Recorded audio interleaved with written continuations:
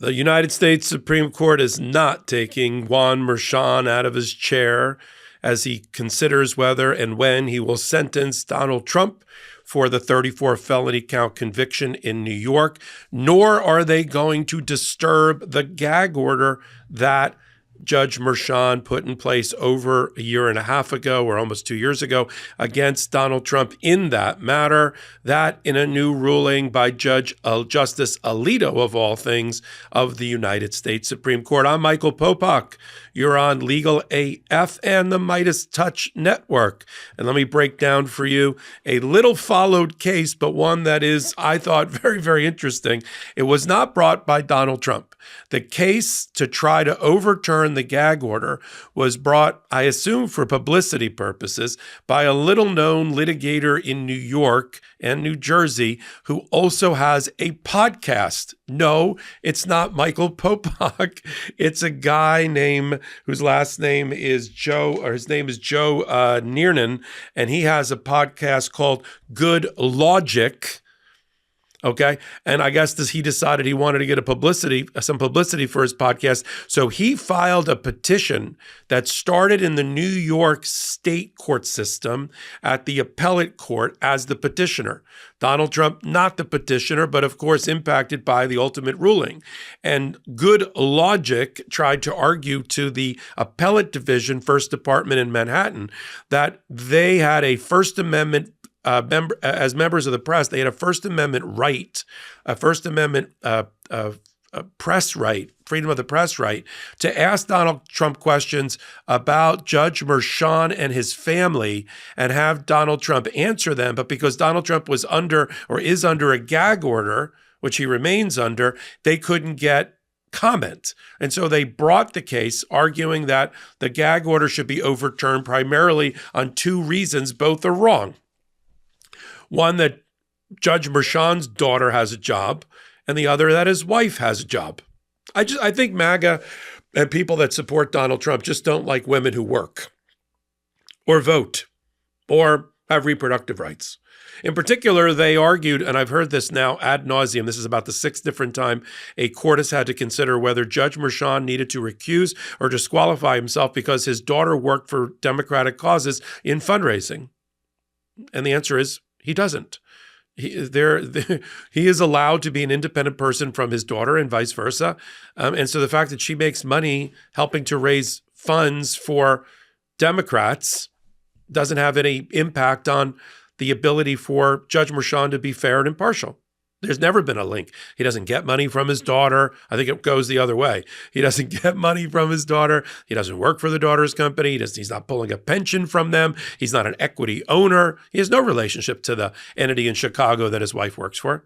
And now this podcaster decides he's also going to raise the issue that's been falsely circulating falsely about Judge Merchan's wife, Lara. So apparently Lara works or had worked for about 3 years in overlap with Letitia James, the New York Attorney General, and she worked in that office for about 20 years, overlap with Letitia James for about 3 years. She's a career prosecutor type, and that position kind of comes and goes. She hasn't been in that office for quite some time. She's been working for the Nassau County and Long Island District Attorney, working in that office. So again, just a wife that has a job. There's no overlap. The case wasn't prosecuted by the New York Attorney General or the Nassau County District Attorney. The case was prosecuted by the Manhattan District Attorney, and there's no overlap. And the fact that Judge Merchan's wife works apparently successfully for 30 years or so as a prosecutor has no impact or moment on this particular case. But to the podcaster, let's try to get the gag order lifted. Is it that, or is he really just trying to get some sort of publicity for a little watched or a little listened to podcast? Let's do some brainstorming. What's something that works so well that it's basically magic? Like air conditioning, noise-canceling headphones, meetings-free Fridays. What about selling with Shopify? Shopify is the global commerce platform that helps you sell at every stage of your business. From the launch your online shop stage to the first real-life store stage, all the way to the did we just hit 1 million orders stage? Shopify's there to help you grow. Whether you're delivering daily news digest and hot takes on law and politics or serving up sensational scoops, Shopify helps you sell everywhere. From their all-in-one commerce platform to their in-person POS system, wherever and whatever you're selling, Shopify's got you covered.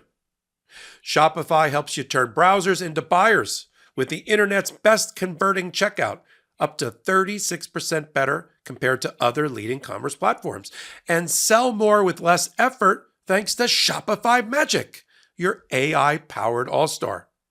Shopify makes it easy for you to show up exactly the way you want to. Customize your online store to your style with gorgeous flexible templates and powerful tools. Once you start selling, Shopify makes getting paid simple by instantly accepting every type of payment.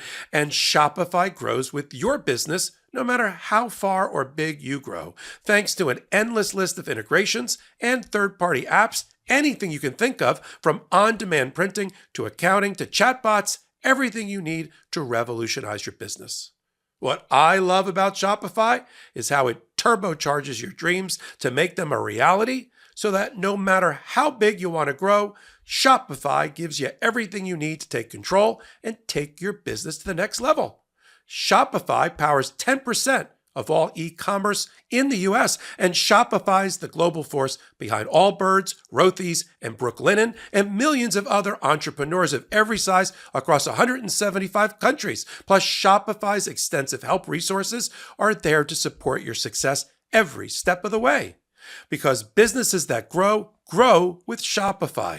Sign up for a $1 per month trial period at shopify.com/legalaf, all lowercase. Go to shopify.com/legalaf in lowercase now to grow your business no matter what stage you're in. That's shopify.com/legalaf. So he brings it to the appellate division, and back in May 2024, the appellate division and 5 justices of this is the intermediary level appellate court in New York, said no, denied, petition denied. There's very good reason why the gag order needs to stay in place. You know, you have to subordinate the rights of the defendant to other criminal justice rights, and he doesn't get to say and do anything he wants. Gag order stays in place. Well, Joe Niernan didn't like that answer on behalf of Donald Trump, so he filed an emergency petition with the United States Supreme Court. Now, because it came out of New York originally, the first stop on that train is Justice Sotomayor, who is responsible for evaluating emergency petitions before they hit the full 9 justices of the Supreme Court if it comes out of New York. And so she saw this emergency petition to overturn the ruling and overturn the gag order, and she denied it back in October.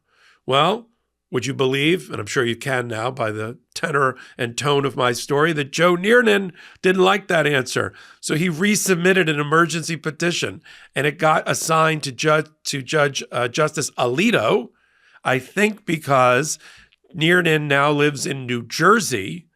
And so New Jersey is the Third Circuit, and the Third Circuit is covered not by Sotomayor, but by Alito.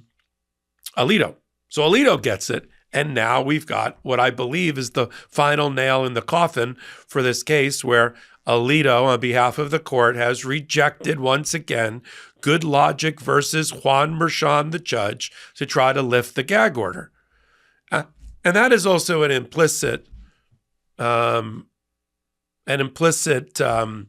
recognition by the United States Supreme Court that the gag order is appropriate, both the one that's had been posed against Donald Trump and imposed against Donald Trump by the D.C. Circuit Court of Appeals in the federal case involving Judge Chutkan, affirming Judge Chutkan's original gag order against Donald Trump to go after witnesses and prosecutors and their families, and here in the state court proceeding, which is still pending. I mean, Jack Smith has dismissed without prejudice the D.C. election interference case federally, and has tried to do a similar thing at the 11th Circuit about Mar-a-Lago.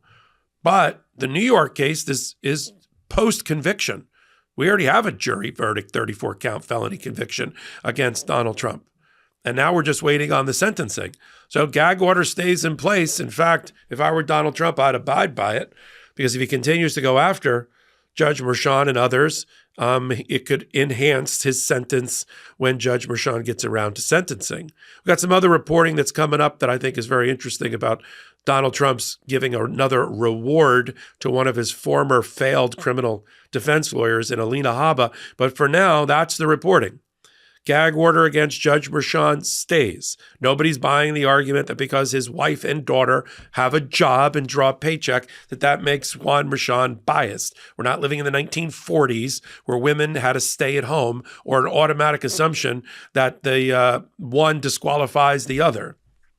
Last I looked, even though I was shocked at the time of the election, last I looked, we are living in 2024. I'm going to continue to follow it all at the intersection of law and politics. Catch my new show every Tuesday night here on the MeidasTouch Network. We're calling it, wait for it, Popok Live at the intersection of law and politics, 8 p.m. Eastern Time, right here on this YouTube channel.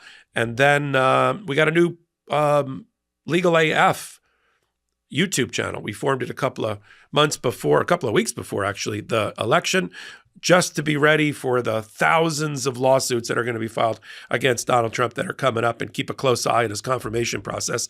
Legal AF MTN, help us grow that other pro-democracy channel. So until my next reporting, I'm Michael Popok.